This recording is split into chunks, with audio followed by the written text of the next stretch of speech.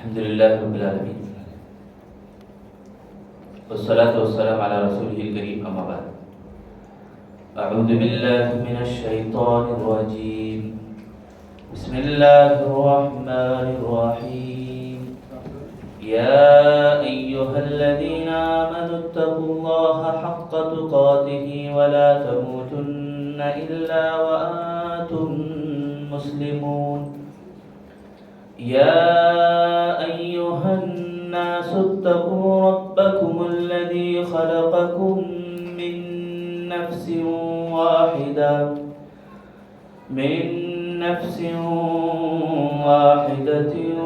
وخلق منها زوجها وبث منهما رجالا كثيرا ونساء واتقوا الله الذي تساءلون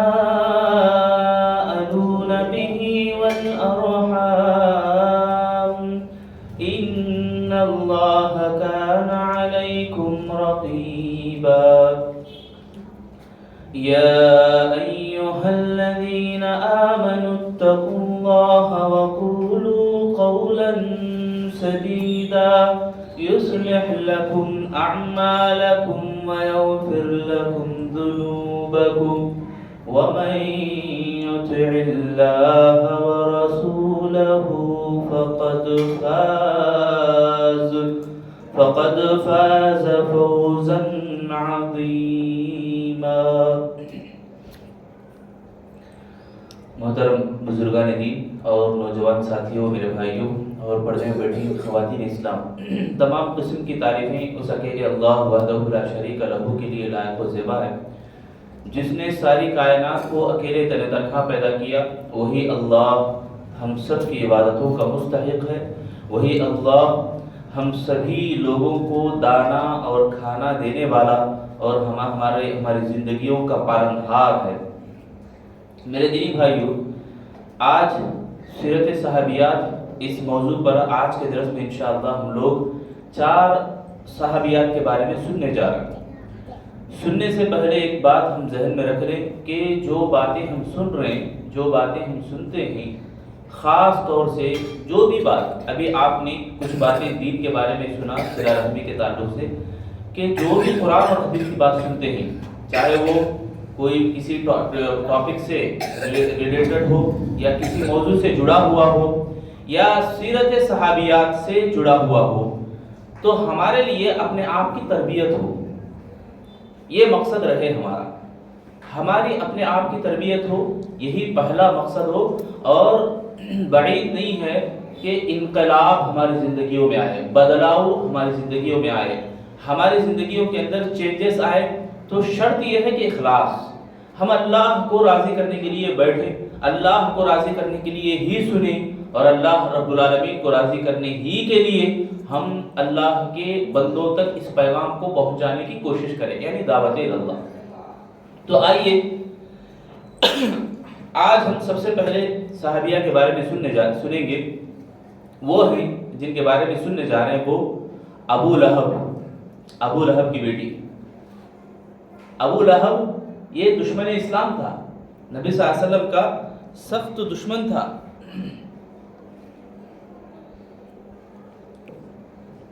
اللہ کے نبی صلی اللہ علیہ وسلم جہاں جہاں جاتے تھے ابو لہب پیچھا کرتا اور لوگوں کو ڈراتا، دھمکاتا اور بڑی بڑی سازشیں کرتا. اس ناحیے سے ان کے اولاد بھی اسلام سے دور رہ گئے تھے، اسلام قبول کرنے سے بہت کوسوں دور رہ گئے تھے. ان میں سے ابو لہب کی بیٹی جن کا نام ہے درہ بنت ابو لہب، درہ رضی اللہ تعالی عنہ، اور اسی طرح عتیبہ رضی اللہ تعالی عنہ، ان دونوں کے بارے میں آتا ہے کہ یہ دونوں اسلام قبول کیے تھے. درہ رضی اللہ تعالی عنہ کے بارے میں خاص طور سے جو بات آتی ہے کہ انہوں نے اللہ کے نبی صلی اللہ علیہ وسلم کی باتوں سے، اللہ کے نبی صلی اللہ علیہ وسلم ان کے چچیرے بھائی تھے، دونوں بھائی ابو طالب اور ابو لہب. تو عبداللہ جن کے اللہ کے نبی صلی اللہ علیہ وسلم کے والد ہیں، یعنی یہ سب 10 بھائی تھے جن میں سے چچیرے بھائی بہن ہوتے ہیں. اللہ کے نبی صلی اللہ علیہ وسلم ان کے چاچا کی بیٹی لگتی ہیں. روایتوں میں آتا ہے کہ درہ رضی اللہ عنہ کے بارے میں کہ نکاح کا پیغام بھی دیا گیا، اس طرح کی باتیں، وہ اس کی تصحیح ہمارے پاس نہیں ہے۔ البتہ ابو لہب کے بارے میں اور ام جمیل کے بارے میں اللہ رب العالمین نے ایک سورت ہی نازل کری۔ کون سی سورت ہے؟ سورت المسد کہتے ہیں، سورت اللہب کہتے ہیں، دو نام ہیں اس سورت کے، جس میں جب اگر سیرت کو اگر ہم پڑھے ہیں تو ہمارے کو معلوم ہوگا کہ اللہ کے نبی صلی اللہ علیہ وسلم صفا پہاڑی پر کھڑے لوگوں کو دعوت دے رہے تھے، تو سب سے پہلے انکار کرنے والے یہی جناب تھے کہ ابو لہب، کہا کہ تبت لک یا محمد، اے محمد تمہارے ہاتھ ٹوٹ جائیں۔ تو اللہ کے نبی صلی اللہ علیہ وسلم بھلائی کی طرف بلا رہے ہیں، اللہ کی طرف بلا رہے ہیں، اسلام کی دعوت دے رہے ہیں، مگر یہ بدعا دینے لگا، تو ان کی بدعا انہی کے اوپر ریپیٹ پڑی اللہ کی طرف سے، کیا بول کر؟ تبت یدا ابی لہب بول کے۔ ایک نقطہ میں جب بھی سورۃ اللہب کے بارے میں بتاؤں تو میں یہ ضرور بتانے کی کوشش کروں گا کہ سورۃ اللہب یہ اصل میں بدعا ہے۔ کیا ہے یہ اصل میں؟ ابو لہب کو بدعا دی جا رہی ہے، یعنی اس کے ہاتھ ٹوٹ جائیں، اس کے ہاتھ ٹوٹ جائیں، ابو لہب کے ہاتھ ٹوٹ جائیں، یعنی کسی کے بارے میں جب بدعا دیے تو یہ بری بات ہے۔ قرآن مجید میں جب اللہ رب العالمین نے ابو لہب کے بارے میں بدعا کیا تو ہم بھی پڑھے، ہم بھی بدعا دیں تو اللہ تعالیٰ انعام دے رہا ہے، ایک حرف پڑھنے پر 10 نیکیاں، کئی حروف ہیں اس میں سورت میں، سبحان اللہ۔ تو اس سے جو اندازہ ہم لگا سکتے ہیں کہ اسلام کے مخالفین کے سخت مخالف ہونا یہ بھی بہت بڑی نعمت ہے۔ اسلام کے فیور میں رہنا، اسلام کے سپورٹ میں رہنا، اور اسلام کے مخالفین جو ہیں، اسلام کے جو دشمن ہیں، ان کی بھی مخالفت کرنا، یہ بھی ایک انعام کی بات ہے اور ایک اکرام کی بات ہوتی ہے۔ حضرت عتیبہ ام جمیل کے بارے میں آتا ہے، ان کی والدہ درہ رضی اللہ تعالیٰ عنہ کی والدہ جو ہیں، ان کی والدہ ام جمیل، ان کے بارے میں اللہ نے کہا وَامْرَأَتُهُ حَمَّالَةَ الْحَطَبِ فِي جِيدِهَا حَبْلٌ مِّن مَّسَدٍ۔ اس کا معنی کیا بولے تو سر کے اوپر لکڑیاں ڈھونے والی اور اس کے گلے میں پوست کی رسی ٹنگی رہے گی۔ کیا مطلب اس کا؟ رسی انہیں جوتتی تھی، رسی کو بناتی تھی، رسی کو بنانے والی تھی ام جمیل، اور لکڑیاں اس لیے ڈھویا کرتی تھی کہ اس کے اندر کاٹی دار لکڑیوں کو ڈھو کر لا کر اللہ کے نبی صلی اللہ علیہ وسلم کے راستے میں ڈالے، یہ اس کا کام تھا، نبی کو تکلیف دینا، بس۔ یہ کون تھے بولو؟ اللہ کے نبی صلی اللہ علیہ وسلم کی چاچی۔ یہ حال تھا نبی صلی اللہ علیہ وسلم کے خانوادے کا، نبی صلی اللہ علیہ وسلم کے خاندان کا، جب اسلام کو اللہ کے نبی لے کر اٹھے تو اسلام کے اوپر ثابت قدم رہنا اور دعوت اللہ کا کام کرنا یہ آسان کام نہیں ہے جیسا ہم سوچے اور سمجھے بیٹھے۔ یہ بہت انقلاب والی بات ہے، یہ بہت محنت چاہنے والا کام ہے، اس کو ہمیں اپنانے کی کوشش کرنا۔ ان میں ایک عتبہ، ابو لہب کا جو بیٹا ہے عتبہ اور عتیبہ، دونوں اللہ کے نبی صلی اللہ علیہ وسلم کے داماد تھے پہلے، مگر دونوں حضرت رقیہ اور ام کلثوم کو شادی کیے تھے، مگر اسلام کی جب دعوت آئی، اسلام کی جب بات آئی تو دونوں نے طلاق دے دیا، صرف اس بنیاد پر کہ محمد صلی اللہ علیہ وسلم اللہ کی طرف بلا رہے۔ تو نفرت دیکھو کیسی تھی۔ اور عتبہ کے بارے میں آتا ہے کہ اللہ کے نبی صلی اللہ علیہ وسلم کے ایک مرتبہ گریبان پکڑ کے بہت یعنی بے عزتی کرنے لگا اور تھوکنے لگا نبی صلی اللہ علیہ وسلم کے اوپر، تو اللہ کے نبی صلی اللہ علیہ وسلم نے اس کے بارے میں کہا اللہم سلط علیہ کلبا من کلابہ، اللہ اس کے اوپر تو نے اپنے کتوں میں سے کسی کتے کو حوالے کر دے، اپنے جانوروں میں سے ایک جانور کو اس کے اوپر حوالے کر دے۔ تو یہ ملک شام کو جب گیا، ملک شام کو سفر کرنے کے لیے نکلا، ان کے ساتھ ان کے والد ابو لہب بھی تھے۔ ابو لہب یہ سب بھی جب تجارت کے لیے سفر کر رہے تھے تو راستے میں پڑاؤ ڈالنے کے لیے رکے، تو اسی وقت ابو لہب نے یقین کے ساتھ کہا، رات میں پہرا دینے کے ٹائم پہ بار بار پوچھنے لگا ابو لہب یہاں کیا جانور آنے کا اندیشہ ہے کیا؟ تو بتانے والے لوگ بتاتے ہیں ہاں یہاں جو درندے ہیں، چیر پھاڑنے والے درندے، ایسے جانور زیادہ پھرتے رہتے ہیں۔ تو ابو لہب اپنے بیٹے کے سلسلے میں یہ کام کیا کہ ساز و سامان یعنی جتنا بھی تجارت کا سامان تھا پورا اکٹھا کیا گیا اور اوپر اسے بیچ میں اس کے بیٹے کو سلایا گیا عتبہ کو، مگر ایک شیر آیا رات میں، سب سوئے ہوئے تھے، سناٹے میں تھے اور سونگتے ہوئے، روایت میں آتا ہے کہ سونگتے ہوئے جب سامان کے پاس آیا تو عتبہ اوپر لیٹا ہوا تھا، چھلانگ لگا کر اسی کو چیر کر ختم کر دیا، یعنی مار دیا۔ تو تو یہ اللہ کے نبی صلی اللہ علیہ وسلم کی بددعا کا اثر تھا. ابو لہب بھی یقین کرتا تھا محمد صلی اللہ علیہ وسلم کی بات سچی ہے. ابو لہب کو بھی معلوم تھا محمد صلی اللہ علیہ وسلم کی بات جھوٹی نہیں ہے, سچی ہے بول کر. بہرحال حضرت درہ رضی اللہ تعالیٰ عنہ اسلام قبول کرتی ہیں. ان کے بارے میں روایتوں کے اندر بہت مختصر ہے. ان کے بعد حضرت ام الدحدہ رضی اللہ تعالیٰ عنہ کی سیرت ہم سننے جا رہے ہیں. بڑی پیاری خاتون, سبحان اللہ, جنتی خاتون. ہماری عورتیں اگر ان کی صفتوں کو اگر اپنا لیں تو میں یہ یقین دلاؤں گا, اس بات کی گارنٹی رہے گی کہ پورے کے پورے ایک سے ایک مثال بن کے رہیں گے انشاءاللہ. دیکھو اللہ رب العالمین, ان کے شوہر کا نام جو ہے ابو الدحدہ, ان کے شوہر ابو الدحدہ رضی اللہ تعالیٰ عنہ, ان کے بارے میں آتا ہے ابو الدحدہ کی جو جان نثاری تھی, یعنی اپنے آپ کو اللہ کی راہ میں خرچ کرنا, اپنے ساز و سامان کو خرچ کرنا, پیسوں کو لٹانا, کیسا تھا دیکھو ان کے پاس عمل. جب اللہ تعالیٰ آیت نازل کرا من ذا الذی یقرض اللہ قرضا حسنا, کون ہے جو اللہ رب العالمین کو قرض دے, اللہ رب العالمین کو قرض دے. یہ آیت جب نازل ہوئی تو ابو الدحدہ بھاگتے ہوئے آئے, اللہ کے نبی سے پوچھا, اللہ کے نبی صلی اللہ علیہ وسلم, اللہ کے نبی صلی اللہ علیہ وسلم کو قرض دینا یہ کیسی بات ہے, جبکہ اللہ بے نیاز ہے, اللہ سب کو دینے والا ہے, اللہ کو قرض دینے کا معنی کیا ہے؟ تو اللہ کے نبی صلی اللہ علیہ وسلم نے فرمایا کہ صدقہ و خیرات کرنا, اللہ کی راہ میں خرچ کرنا, مال کو لٹانا, غریبوں اور مسکینوں کی مدد کرنا, یہ اللہ رب العالمین کو قرض دینے کے معاملے میں آتا ہے. تو جب اسی وقت حضرت ابو الدحدہ نے کہا اللہ کے نبی صلی اللہ علیہ وسلم نشیب میں اور فراز میں میرے ایک ایک باغ ہیں, کھجوروں کے باغ, مدینے کے اندر اوپر کی جانب اور نیچے کی جانب مدینے کے دونوں باغ اللہ کے نبی میں اللہ کی راہ میں خرچ کر رہے ہیں.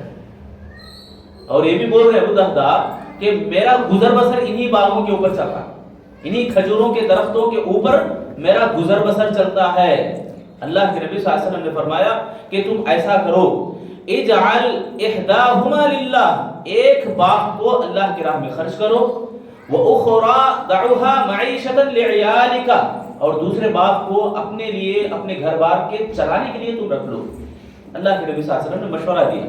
حضرت ابو الدحدہ اسی وقت کہا کہ اللہ کے نبی صلی اللہ علیہ وسلم میرا جو باغ مدینے میں سب سے بڑا باغ ہے, دونوں باغوں میں بھی بڑا اور تمام مدینے میں جتنے بھی باغات تھے سب میں بڑا, اللہ کے نبی صلی اللہ علیہ وسلم اس باغیچے میں جایا کرتے تھے, نہر سے پانی لیتے تھے, کھجوروں کے سایوں میں بیٹھتے تھے.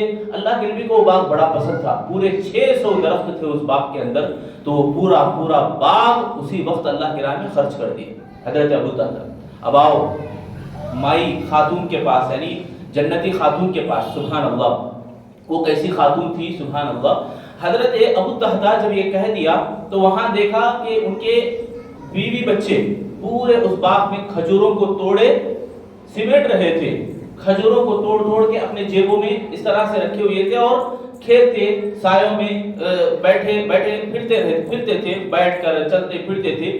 تو حضرت ابو الدحدہ آئے, آ کر اشعار کی شکل میں پکارنے لگے, ہداک اللہ سبیل الرشاد, یعنی اے میری خاتون ہے, میری بیوی, میں نے اس کو اللہ کے لیے وقف کر دیا ہے, اللہ کی راہ میں میں نے دے دیا ہے, میں نے اس کو بطور خرچ دیا ہے, اور خرچ میں اس کو دیا ہوں جو تمام کائنات کی عظیم ہستی ہے, تمام کائنات کو پیدا کرنے والی ہستی ہے, یعنی اللہ کو میں نے دیا ہے, اور میں جو قرض دیا ہوں وہ قرض میں واپس لے لوں گا, یا اس قرض کو دینے کے بعد مجھے اس کے اوپر کچھ ملے گا, ایسی امید مجھے کچھ بھی نہیں ہے.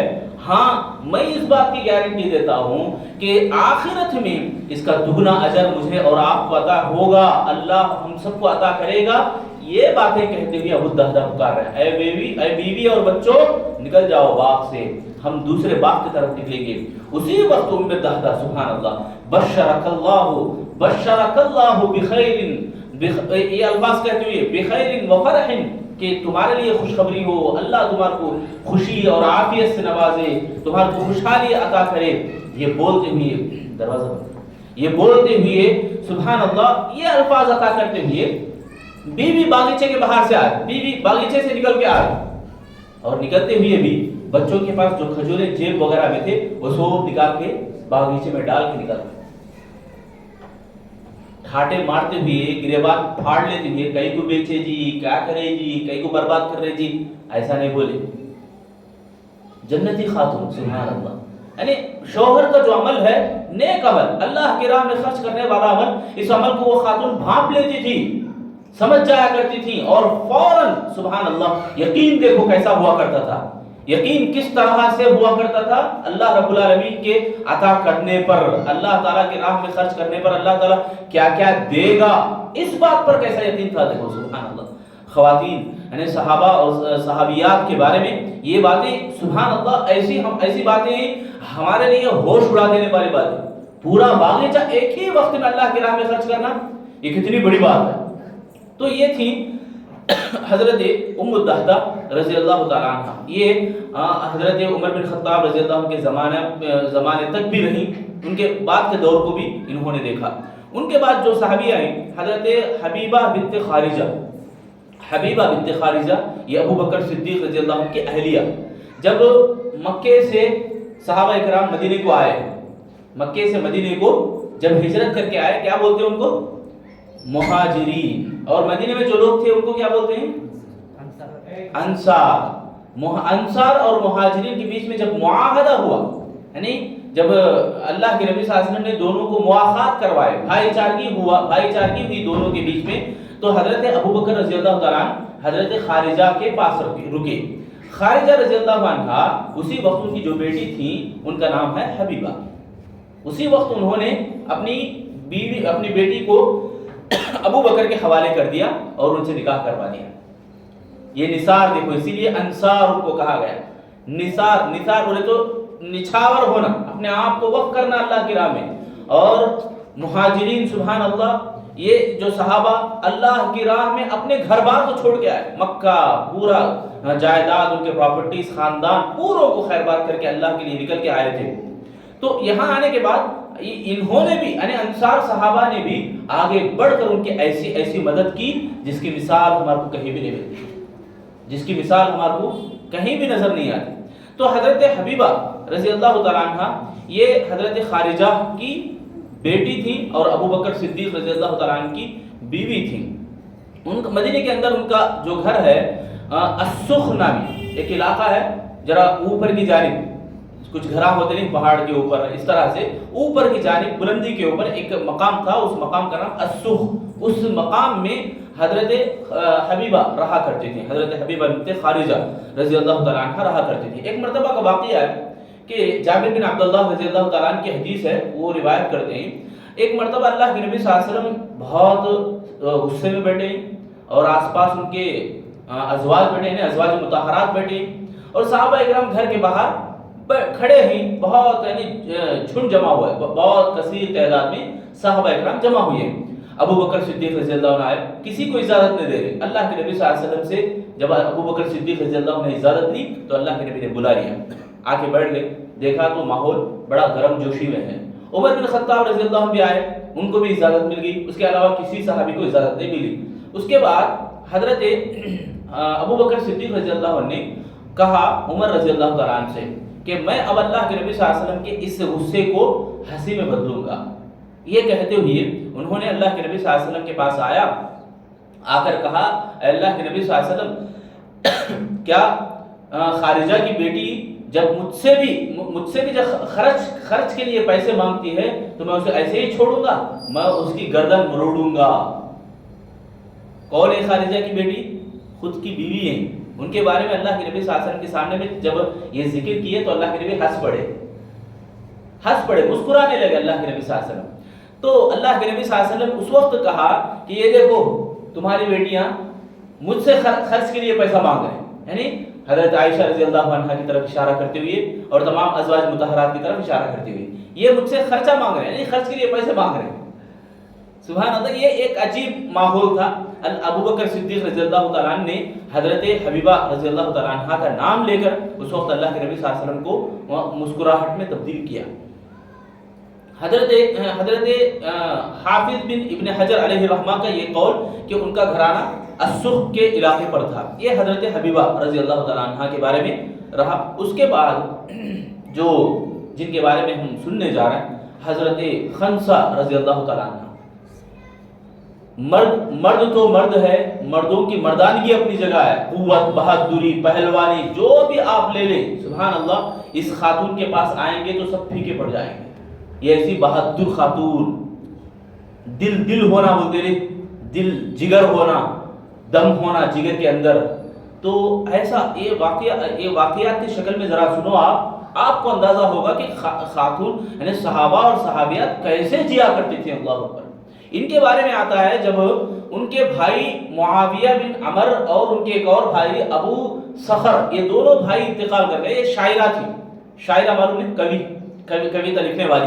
تو انہوں بہت اشعار لکھے اپنے بھائیوں کے غم میں، بہت رونا پلانا غم، ایسا لکھا اس لکھت کو پڑھنے والا آدمی کہے گا لکھنے والے مر گئے ہوں گے، غم میں مر گئے ہوں گے، غم اور افسوس میں مر گئے ہوں گے۔ اور پڑھنے پر اندازہ ہوتا ہے کہ یہ ایسے اشعار ہیں، خود اللہ کے نبی صلی اللہ علیہ وسلم ان کے اشعار کی بڑی تعریف کرتے تھے، بڑے دل کو جیت لینے والے اشعار۔ ایسا غم میں انہوں نے زندگی گزارا جب ان کے دونوں بھائی وفات پا گئے، انتقال کر گئے۔ اسلام قبول کرنے کے بعد دیکھو کیا تبدیلی آئی۔ اسلام جب وہ قبول کری، حضرت خنسہ، ان کا اصل نام جو ہے تمادر بنت عمر تھا، ان کا اصل نام تمادر بنت عمر رضی اللہ تعالیٰ۔ نام دیکھو بڑا پیارا اور عجیب۔ اور ان کے شوہر کا نام درید بن اسمہ ان کے شوہر کا نام تھا۔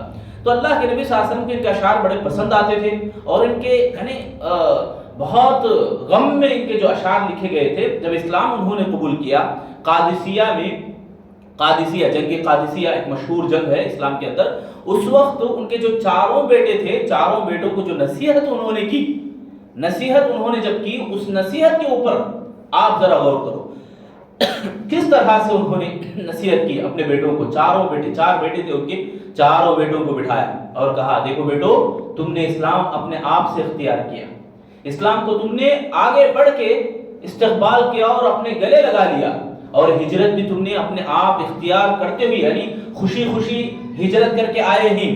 اب جب یہاں تک آپ پہنچے ہیں، یعنی میدان جنگ تمہارے سامنے ہے، جنگ دشمنوں سے لڑنی ہے، تو تم کسی حال پیچھے نہیں ہٹنا ہے، کسی حال پیٹ نہیں دکھانا ہے۔ پیٹ دکھاؤ گے تو یہ ماں تمہارے لیے نہیں رہے گی۔ اور یہ بھی کہا کہ تم اس جنگ کے اندر گھس جانا اور شہید ہونا، تمہارا شہادت کا مرتبہ مجھے فخر سے میرے سر کو بلند کرے گا، اللہ کے پاس میں سرفروزی پاؤں گی، یعنی جنت کی حاصل کرنے والی بن جاؤں گی، یا میں خوشحال اس وقت بنوں گی جب تم اپنی بہادری کو اس جنگ کے میدان میں دکھاؤ۔ کیا نصیحت تھی، سبحان اللہ۔ تاریخ گواہ ہے کہ ان کی نصیحت کے بعد ان کے بیٹوں نے جو جان نثاری دکھائی، سبحان اللہ۔ چاروں کے چاروں بیٹے میدان میں گئے تو میدان کے اندر جب ایک بیٹا پکار کے بولتا اپنے بھائیوں کو، یا اخوات، اے میرے بھائیوں، ہماری بوڑھی عورت، ہماری بوڑھی ماں نے جو نصیحت رات کو کی، بڑے اچھے انداز سے، واضح انداز سے گفتگو کی ہے، اس کے اوپر کبھی بھی تم نافرمانی نہ کرنا۔ ایک بیٹا بول رہا ہے، اور کیا بات ہے ہمارا اشعار، ایسے بھی اشعار کا ترجمہ میں بول رہا ہوں۔ ایک بیٹا پکار کے بول رہا ہے، میرے بھائیوں، جب ماں ہماری نصیحت کی ہے تو ہم اہل ساسان یعنی دشمنوں کے اوپر، دشمنوں کا جو انداز، جو دشمنوں کی بات جو بولتے ہوئے بیٹا بول رہا ہے کہ اہل ساسان کے کتوں پر ہم چل پڑیں گے، یعنی ان کا مقابلہ ہم کریں گے، سبحان اللہ۔ دوسرا بیٹا بول رہا ہے، ہاں بھائی آپ نے سچ کہا، بلا شک و شبہ ہماری بوڑھی ماں نے ہمیں بہترین انداز سے نصیحت کی، ماں تھی، اس کا کام تھا جو کر دی ہے نصیحت، اب ہمارا فرض بنتا ہے کہ ہم بیٹے ہیں اس کے، ماں کی فرما برداری کریں اور آگے بڑھیں، اور آگے بڑھ کر ہم جوان مردی اور بہادری کو دکھائیں۔